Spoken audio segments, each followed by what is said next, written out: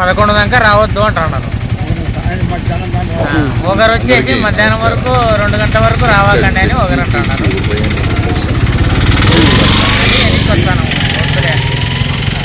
ఇప్పుడు పరిస్థితి ఎన్నిక జరిగేలా కనిపిస్తుందా మీకు? ఎన్నిక జరిగే మమ్మల్ని బ్రెయిన్ ఇచ్చేటట్టుగా కాంటారు. వద్దు పోండి అంటున్నారు. మేము ఫోన్ చేసినప్పుడు రాండి, ఓటు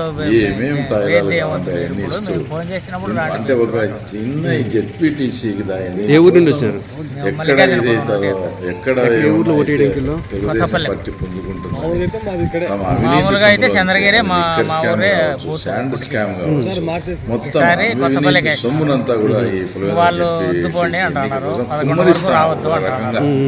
ఒకరు వచ్చేసి 2 గంటల వరకు రావకండి ఓటేను, మేము ఫోన్ చేస్తాం, ఫోన్ చేసినప్పుడు రాండి అని ఒకరు అంటున్నారు. అది ఒకవైపు అయితే సొంతం వాళ్ళ మేనమామ కమలాపురం ఎమ్మెల్యే, కమలాపురం మాజీ ఎమ్మెల్యే, అలాగే జిల్లా పార్టీ అధ్యక్షుడు అయినటువంటి వాళ్ళ మేనమామ రవీంద్రనాథ్ రెడ్డి పోలింగ్ సిబ్బందిని బెదిరించి మాకు అనుకూలంగా చేయకపోతే మీ అంతు చూస్తా వచ్చేది మా గవర్నమెంట్ అని బెదిరిస్తూ, ఒకవైపు బెదిరిస్తూ పోలీసు అధికారులను ఫస్ట్ ప్రలోభ పెట్టడం, అది వినకుంటే బెదిరివ్వడం, ఇన్ని రకాలుగా దౌర్జన్యాలు ఆకృత్యాలు చేస్తూ మేము ఈసారి మొట్టమొదటిసారిగా 35 ఏళ్లలో తొలిసారిగా ప్రజలు ఎవరి ఓటు వాళ్ళు వేసుకునే విధంగా స్వేచ్ఛాయుత వాతావరణం అధికారులు చెప్తున్నారా, చుట్టుపక్కల చెప్తున్నారా?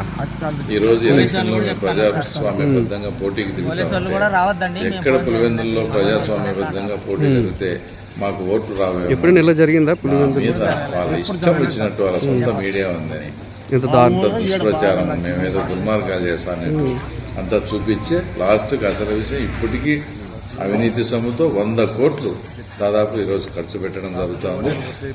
ఎవరు మీరు ఎన్ని ప్రయత్నాలు చేసినా పులివెందుల ప్రజలకు అన్నీ తెలుసుకున్నారు. రేపు జరగబోయే ఎలక్షన్స్ లో, రేపు జరగబోయే పోలింగ్ తప్పకుండా ప్రజలు మా వైపే ఉన్నారనేది యావత్ ప్రపంచానికి కూడా తెలుస్తుంది.